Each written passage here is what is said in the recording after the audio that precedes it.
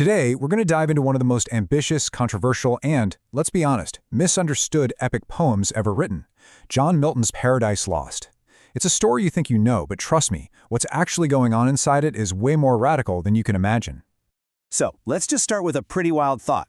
What if the story of the fall of man isn't really about a simple bad guy?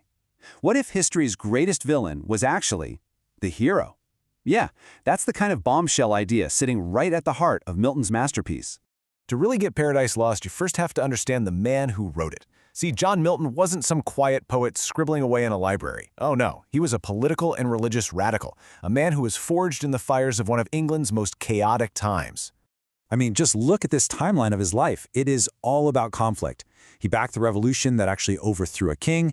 Then he worked for the new Republican government that took its place. And get this, he did a lot of this after he went completely blind in 1651. Then, when the monarchy came back, he was suddenly a wanted man and had to go into hiding. This guy was not on the sidelines. He was right in the middle of everything. And all that turmoil fueled some ideas that were, for the 17th century, incredibly dangerous. He thought the official Church of England was just a corrupt wall keeping people from God.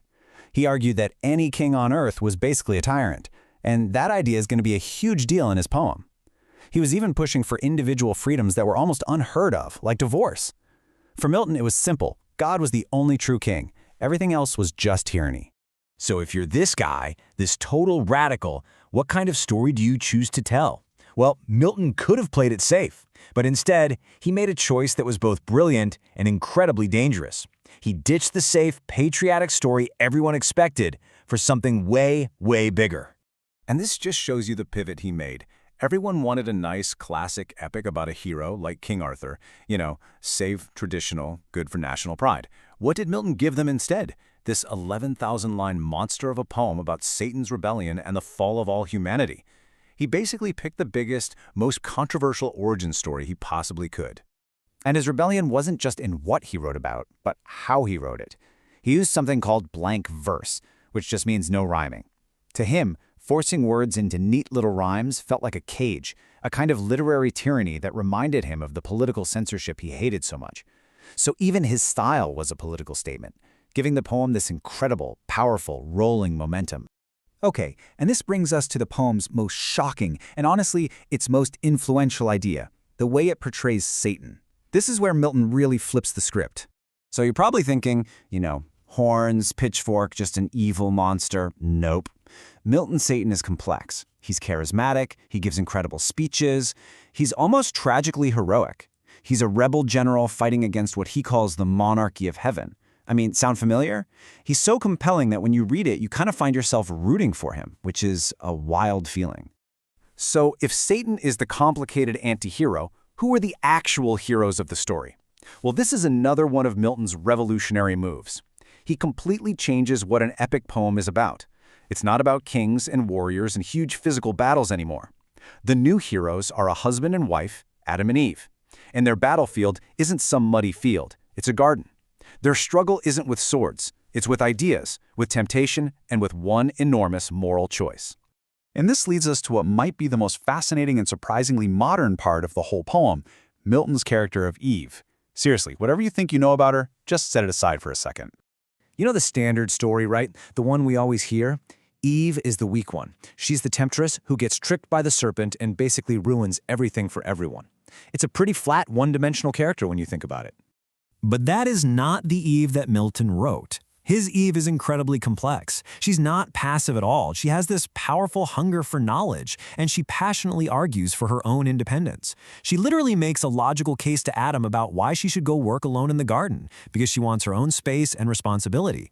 Now look, Milton was a man of his time for sure, but his portrayal of Eve as a thinking, feeling person whose faithful choice comes from intellectual curiosity, not just vanity or weakness, was remarkably progressive.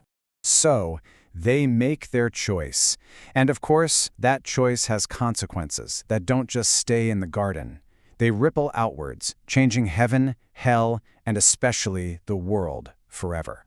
Let's just trace the dominoes as they fall. The temptation happens, then boom, they're kicked out of paradise, which is just a heart-wrenching moment. After that, humanity's new reality is pain, hard work, and, death. Even the planet itself gets a reboot. Angels literally change the world's axis to bring in harsh seasons, storms, and conflict in nature. It's a total catastrophe. But, and this is super important, it doesn't end there.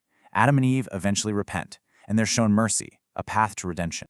Okay, so let's put all these pieces together. You have the rebel poet, the heroic Satan, the complex Eve, and this constant theme of choice, choice, choice. What's Milton's ultimate message here? At its absolute core, this entire 11,000-line epic is about one thing: free will. Milton is tackling this huge cosmic puzzle. If God knows everything that's going to happen, how can we really be free to choose? And his answer, right at the heart of the poem, is that you can't force love or obedience. It doesn't count. So God allows us the freedom to make our own choices, even terrible ones, because a choice that's forced isn't really a choice at all. So, in the end, the story of Adam and Eve isn't just a simple tale for Milton. It's the ultimate stage he uses to explore the biggest questions there are: obedience, rebellion, sin, redemption, and what it truly actually means to be free. And that leaves us with this final, really provocative question. Milton gives us a Satan who feels heroic because he chooses to rebel, and a human couple whose choice changes the entire universe.